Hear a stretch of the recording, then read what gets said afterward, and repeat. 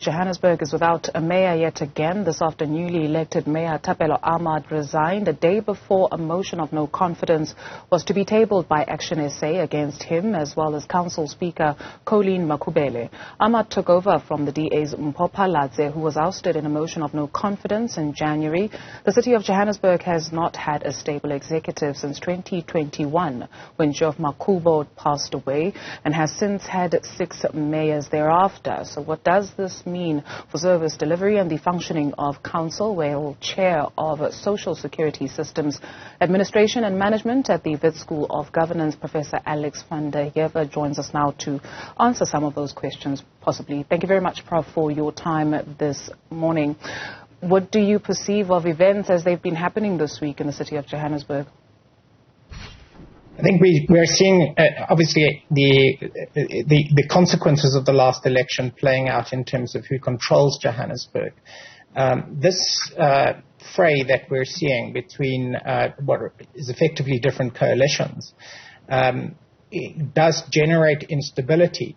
But I think we also have to understand what the democratic process gives us. What it's showing us is really how the conduct of the various players impacts on our services.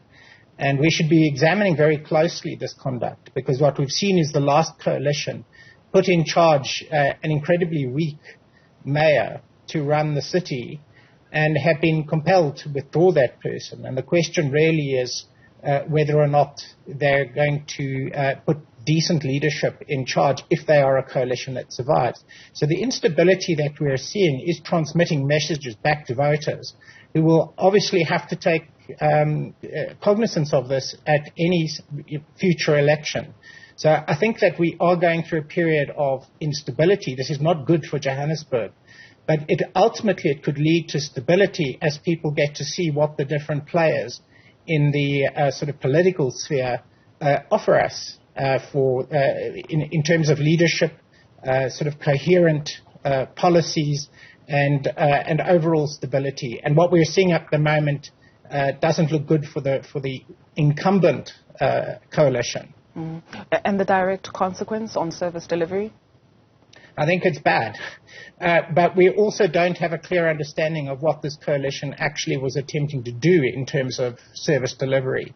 So there are, it means that we don't really have teams that are in place for very long periods of time who can implement coherent policies. That is very problematic. Even the switches between the different coalitions creates that problem. It means the administrations don't fully know what kind of leadership and what kind of policy direction is going to happen and whether or not it will last very long. Obviously, we can't sustain this in our most important city in South Africa. We can't sustain this for very long. And so the political dynamic does have to kind of clear the air ultimately. And that's where essentially one must look very carefully at this and see what kind of government we want in future in this city. That basically is what we have in a sort of free society. We can choose who to kick out and who to put in. And what we're seeing now, the only solution that generates stability is to choose governments that can actually do the job properly, put proper leaders in place, put proper policies in place. We're not getting that at the moment. I mean, this instability appears to have been driven to a large extent by patronage politics, which is not what the citizens of Johannesburg want. You speak of the future. 2024 is around the corner, and many pundits are pointing to the ANC not perhaps enjoying an outright majority, which could possibly mean that South Africa will go into coalition politics. Where is it working? Where is coalition politics working? Which countries can we look to and possibly take a leaf from that tree, if you will? You see coalition politics all the way through Europe in very, very stable countries. So from Denmark, Sweden, Germany, all of these countries have coalition governments. And what you don't have is populist leaders in charge of those various countries. And the coalitions in many cases reflect a spectrum of of policy issues that they bring to the table in a coalition.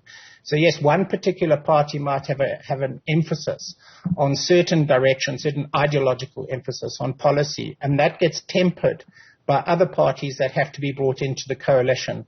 And that's where balance comes in at the end of the day. We're not getting that as an outcome of our current coalition dynamic, but probably we're going to have that as an inevitable outcome of coalition politics.